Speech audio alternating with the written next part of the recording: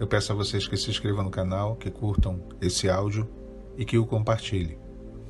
Ontem eu comentei sobre jornada e nós, quando paramos e analisamos uma jornada e as possibilidades que se tem de desistir quando a jornada é uma jornada de provação, as possibilidades são enormes.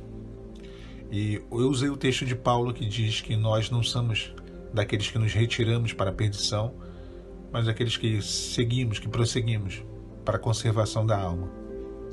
O texto ele fala de salvação, ele fala de uma jornada que é a jornada do crente, a jornada do servo e da serva de Deus, que é uma jornada para a vida eterna. O mesmo Paulo diz que ele combateu o bom combate, encerrou a carreira, guardou a fé. Essa jornada é uma jornada onde a nossa fé ela deve ser preservada em Deus. E perder essa fé é perder a salvação. É um combate, é uma luta diária.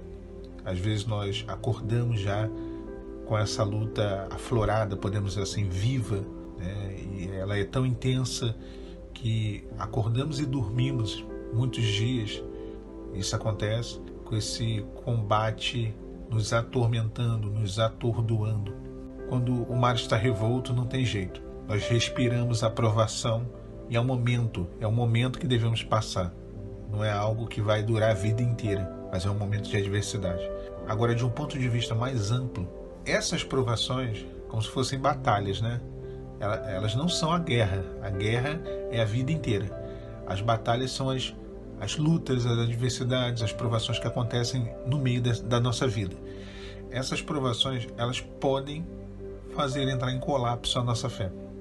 Esse é o ponto, irmãos, porque a nossa fé ela tem que ser alicerçada no Senhor, mas ela é alicerçada através de experiências.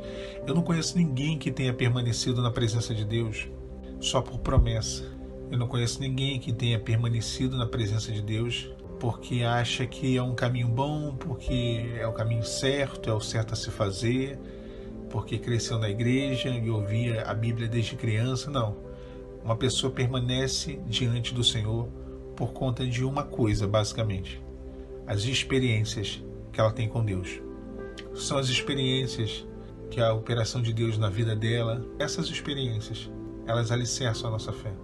E se você não tem vivido essas experiências, se você não tem provado desse agir de Deus na sua vida, é um processo natural que a sua fé ela começa a diminuir e ela começa a morrer. Quando Paulo diz que ele guardou a fé, é uma coisa que nós temos que fazer, porque o adversário ele vem para roubar, matar e destruir, e uma das coisas que ele mais quer roubar é a nossa fé. Agora, irmão, irmã, a provação que tu tem, que tu está vivendo, ela pode ser um trampolim para que você possa viver algo que Deus já tem reservado, e essa provação ela vai te alçar a vitórias e a experiências que você nem imaginava viver, ou isso vai te botar no chão. A escolha é sua, a escolha é minha, a escolha é nossa. Quando priorizamos a Deus nos momentos de provação, olha, Daniel estava ali na cova dos leões, mas ele procedeu da mesma forma que ele procedia fora da cova dos leões. Eu tenho certeza que ele procedeu ali, orava, se colocava diante de Deus, e aquela provação o levou a uma posição de exaltação. Ele saiu dali e foi colocado como governador da Babilônia. Então essa provação ela vai te levar a uma situação bem melhor. Em que sentido que eu estou dizendo? Não sei, só Deus sabe, mas isso é bíblico. Após a provação e a aprovação vem a exaltação. Isaías diz que o Senhor nos põe como flechas na sua aljava. A aljava era como se fosse um recipientezinho que se colocava as flechas ali dentro, guardava, né? Até hoje existe a aljava. E a flecha é interessante, ela tem uma coisa bem particular. Quanto mais você puxa ela para trás, mais longe ela vai, né? Você puxa o arco ali, o fio do arco vai puxando aquela corda para trás para poder atirar com a flecha. Então se você puxar pouco, a flecha vai cair alguns poucos metros de você. Agora se você puxar o máximo, ela vai bem mais longe.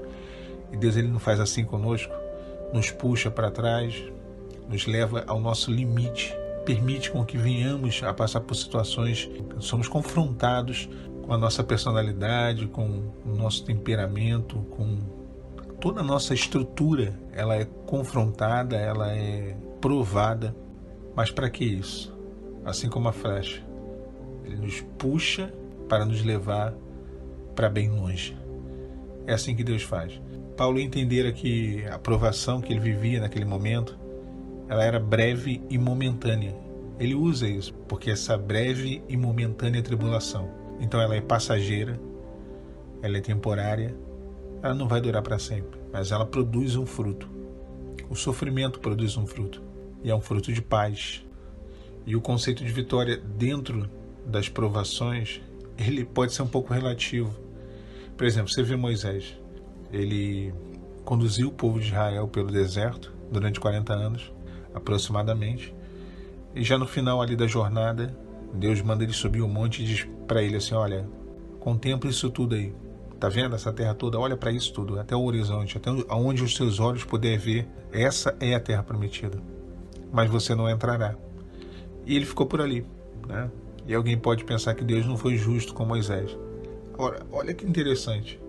Depois de muitos séculos, Jesus vem à Terra, e quando ele inicia o seu ministério, um dos acontecimentos do ministério de Jesus é ele vai até o Monte Tabor, o Monte da Transfiguração, com alguns dos seus discípulos, e aparecem duas figuras aí, no meio do Monte Tabor, Elias e Moisés. Muitos estudiosos dizem que Moisés não viu a terra prometida lá atrás, não pisou nela, mas depois de tanto tempo, depois de milhares de anos, podemos dizer, Moisés ele aparece no Monte Tabor, no Monte da Transfiguração, e ali ele pisa em Terra Santa, ele pisa na terra da promessa, na terra prometida. Então Moisés não só entrou na terra prometida lá no céu, que era mais importante, como ele entrou na terra prometida na terra. Então Deus cumpriu sim também os desígnios na vida de Moisés e abençoou mais do que ele pedia, mais do que ele poderia esperar. E é assim que Deus fará na sua vida, meu irmão, minha irmã. Ele é poderoso para nos conceder, diz a Bíblia, muito mais do que pedimos ou pensamos, segundo o poder dele que opera em nós. Que o Senhor te fortaleça, te renove, e que a tua fé esteja preservada nele, não venha a ser roubada, que tu possas combater o bom combate, encerrar a tua carreira um dia e, como Paulo, guardar a fé. A paz do Senhor Jesus.